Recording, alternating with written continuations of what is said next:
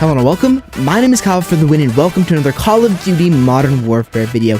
In this video we are back with another best class setup, and in this video we are going to be covering the brand new Season 5 Assault Rifle or SMG, the ISO. This SMG is a very interesting SMG. It's very weird. It reminds me a lot of the Fennecs, but it also reminds me a lot of the Scorpion / MP7 from Black Ops 2. It's a very interesting weapon. It's probably one of the more underpowered SMGs within the game, but this class setup is a class setup that I really enjoy using. This is just like with the Fennec. I get a 2 KD consistently with this class, and we'll go ahead and jump into it very shortly. But before we jump into the best class setup video, I wanted to let you guys know that the official artwork for Call of Duty 2020 went live, or was published earlier today by Treyarch on their Twitter. I'm not going to show the image on screen for copyright strike scares, but I will leave that down below in the description within a Charlie Intel article. So if you guys want to see the full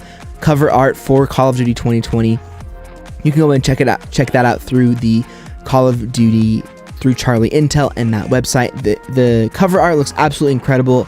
If I see other people show it in their videos and do stuff like that, I may do a dedicated video on the artwork to kind of talk about it a little bit. But hopefully you guys enjoyed what you see. I think it looks really awesome. And anyways, let's go ahead and jump into the best class setup. So starting off here with my very first attachment for the ISO, I have gone for the monolithic suppressor.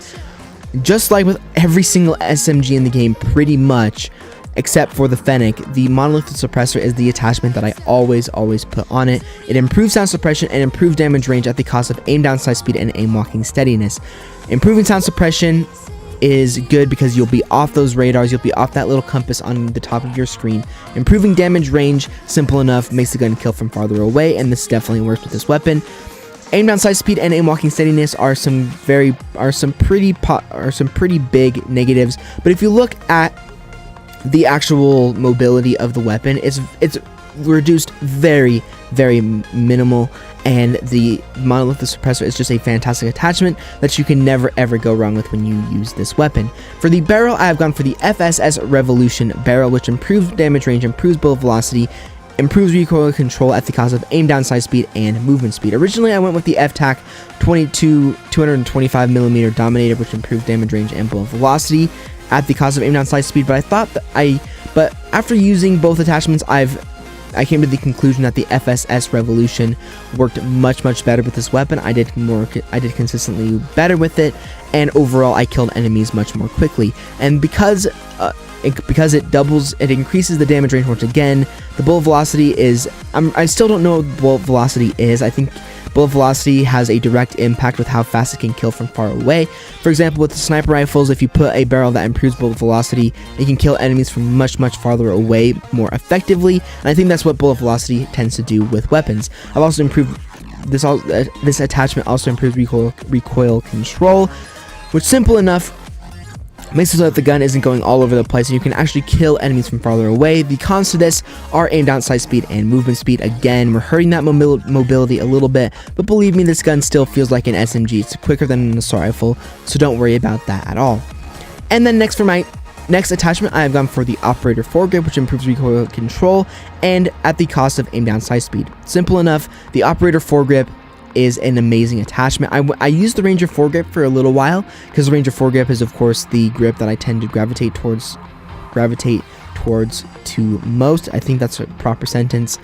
But after using the Ranger foregrip, the gun felt very slow and didn't feel like it was doing very much work. But after putting on the operator foregrip, the gun feels amazing. It feels very powerful, does work, and because we're not hurting the aim down sight speed very much, the mobility for this has been hurt quite a bit. But if we look at the mobility on the actual attachment itself, it's like a sliver. We're hurting the aim down sight speed by a sliver, and this is just an overall great attachment because we've improved the recoil control twice with this weapon loadout. The gun just feels much better, and overall does a lot better, and has pretty much no recoil. Then for my third attachment, I've gone for the 30-round mag. Again, I started off with the 50-round drum because I thought that would be better, but the 50-round drum actually makes the gun even worse because we're really hurting the mobility with this class, and then adding a 50-round drum hurts the mobility even more. Personally, the 50-round mag just seems kind of unnecessary, but the 30-round mag is absolutely necessary. and extended mags on this weapon is absolutely necessary. The base ammo count on this weapon when you first get it is 20. I don't know why you would ever put 20 bullets in an SMG, because it's an SMG, so it has a fast fire rate by nature, and you're just gonna burn through ammo so quickly.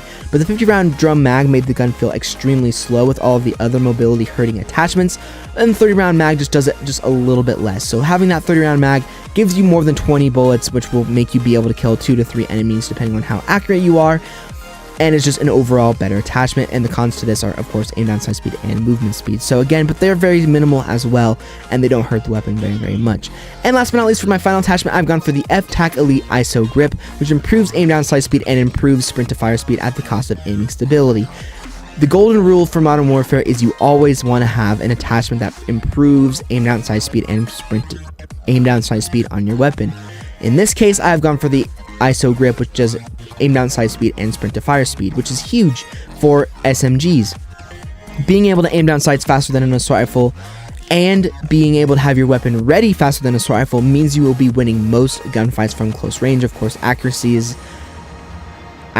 involved with that. Other SMGs are involved with that, but the fact of having improved sprint to fire speed is huge, and being able to, because we hurt the aim down sight speed on this weapon so much, having improved aim down sight speed is nothing but a positive for this weapon. And that is all of the attachments for the ISO. And now we'll go ahead and jump into the other things, which is of course the secondary as well as the perk. So starting off here with my secondary, I've gone for, once again, the Renetti Guard 1 blueprint, which of course has the burst fire attachment. You can do anything you want with this, but I recommend having the burst fire as well as the ammunition, as well as an improved ammunition, because, you know, 30 bullets is not very much with an SMG, as I mentioned. So if you run out of ammo, you can pull out your pistol, get a kill, and then continue to move on, because that's just the nature of this SMG. Having a 50 round mag makes it too slow, so you need a reliable secondary, and for me, the Guard 1 is always a reliable secondary.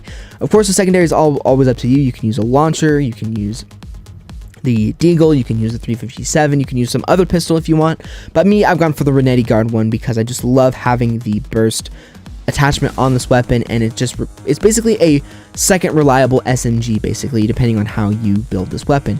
And then for my perks, I've once again gone for EOD, Ghost, and Tracker. Same things, same perks, don't really change these that much. The only thing I would recommend is if you're playing in a lobby that uses a lot of stun and flash grenades, I would definitely put on Battle Hardened. You can easily do that in a lobby on the fly. But I've just gone for Tracker because it's such a great perk. But again, these perks do the same thing. EOD, of course, protects you from explosives as well as fire, so you're not going to die by claymores and stuff like that. You're going to be more protected, basically. Ghost, simple enough, stay off those radars when I have a silencer on this weapon, so I want to be able to be stealthy. Tracker, of course, is a great attachment. You can follow enemies that you see who are walking unless they have cold-blooded, and you will see enemy death markers easier, so you can assume that there's going to be another enemy there. And then, of course, Battle Hardened reduces the strength of enemy flash, stun, EMP, and gas effects, and you're also immune to snapshot grenades, so it's very useful. If you are in a lobby with a lot of people throwing stun grenades and flash grenades, you're going to be able to counter that much easier, and you're also not going to die by explosives or be on the radar. So that's why I recommend either Battle Hardened or Tracker whenever I make these classes, but I've gone for Tracker in the gameplay that you see in the background. And last but not least, for my lethal and tactical, I'm using the same thing, the Semtex as well as the Stim. The Semtex, simple enough, is an anti-camper device. You can throw it, or an anti-objective device. The reason I don't use the C4 in this game as much as I used to is because the Semtex is basically a C4. I think it has the same explosive range, it has the same sticky ability to it, but it can be thrown farther than a C4, and it's more reliable than a C4 in my personal opinion. So the Semtex, you can throw that on a roof of someone who's camping there. You can throw it perfectly on an objective, get that enemy off that objective, and continue playing and being able to defend those objectives. The Semtex is just a great piece of equipment. Plus, you can also get sticks, and sticks can lead to double kills or triple kills, depending on if you're super lucky. So that's why I've gone for the Semtex. And then, of course, the tactical is the Stim. We are having an SMG. We have an SMG class here, so we're definitely going to not want to have... We're definitely not going to have to sit in a corner and wait to heal. Having that Stim makes you be able to get right back into the gunfight after a gunfight, and especially with an SMG, we're going to be wanting to run around very quickly, get a lot of kills. We're going to want to have Stim. It's just a no-brainer. It is a a crutch if you want to rush in this game. I mentioned it in my rushing video, and I still believe that it is a crutch to this day. But there we go, guys. That's going to do it for my full class on my best class setup video here on the ISO SMG. I'll put the full ISO class on the screen right now so you guys can check out every single attachment. Of course, you can change anything you want. This is just what I personally like to use, especially with this big picture. You can actually see how everything is being affected. You can see how the accuracy is being increased quite a bit, the range is being increased quite a bit, and you can see that the mobility is being decreased just a smidge. If I have the 50 round mag, I guarantee you that that red little bit on mobility will go down much more. So that is why this class is what it is. So anyways, I hope you guys enjoyed this video. If you did, make sure you leave a like, subscribe if you're new, check out all my other previous best class setup videos, which will be linked down below in the description, as well as my previous video, which will be at the end of the video. Let me know what you guys' thoughts are about the Call of Duty Cold War art, as well as what you guys think of the ISO SMG. Personally, I think the Fennec is a little bit better, but I overall think that this class setup is pretty good with this SMG. So anyways, I will see you all on another Call of Duty Modern Warfare video very, very soon.